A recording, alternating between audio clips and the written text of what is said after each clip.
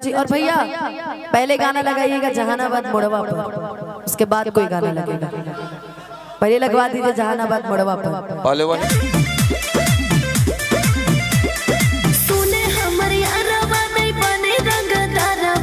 हम लोग की परफॉर्मेंस के बाद डांस होगा 2-4-5 गाने पे।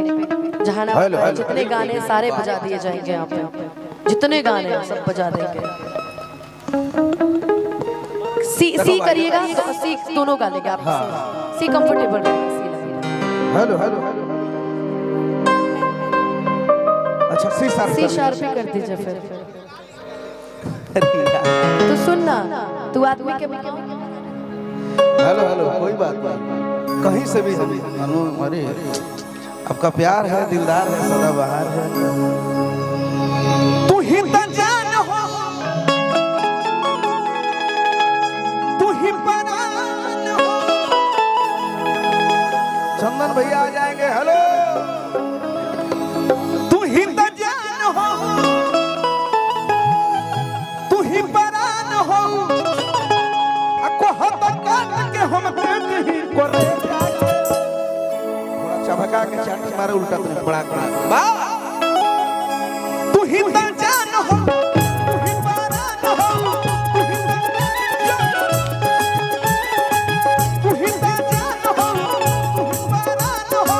बहुत बात के हम परेशान बड़ा हम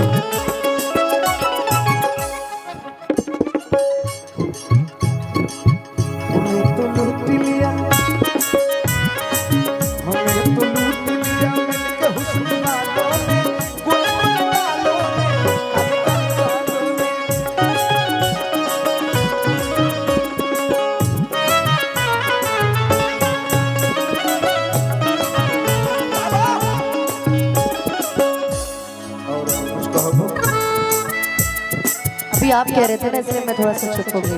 आपको कुछ कहना अच्छा लगेगा। लूटी कोई नियारी में, लूटी कोई नियारी में, प्रेम के बेमारी में, लूटी कोई नियारी में, प्रेम के बेमारी में, लूटी कोई नियारी में, प्रेम के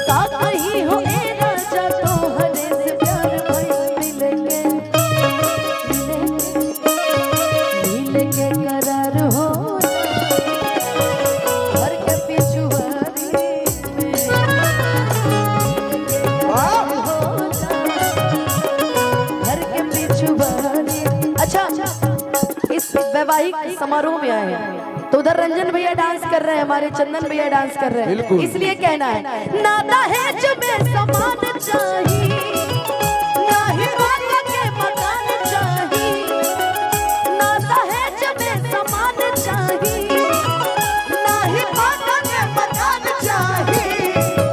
सुनी अगुआ बात बातें के आलमा सब दुनिया जवान चाहिए।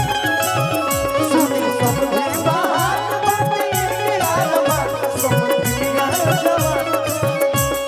और का ना चाहिए कूलर ना चाहिए टीवी, बबू वाला चाहिए पढ़ल लिखल एगो बीवी।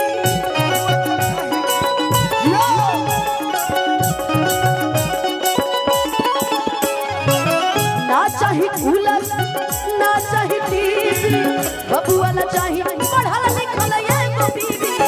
बबू वाला चाहिए पढ़ल लिखल बीवी। इनके कुल रूपवान चाहिए, इनके कुल खानदान चाहिए।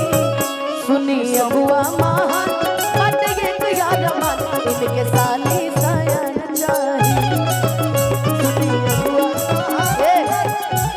कि सुना दीपक जी महान बट एक यार मान, प्रीति के बुढ़ावा बेईमान चाहिए।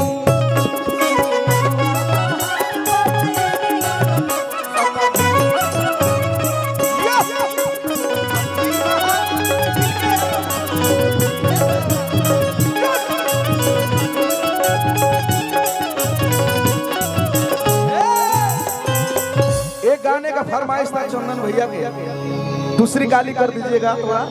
Hello D sharp minor, hello आइए भैया हम लोग झूमेंगे, वही गाना का फरमाइश है भैया का।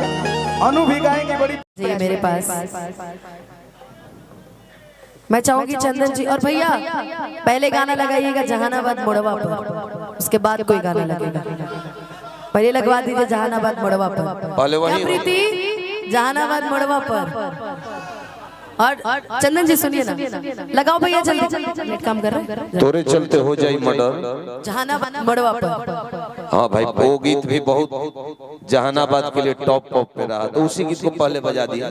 उसके बाद जिला जहानाबाद बर्बाद करके छोड़ी, 2 गीत पे रिकॉर्डिंग। फिर दीपक जी आएंगे और तेरे बातों में उलझ कर मैं यूं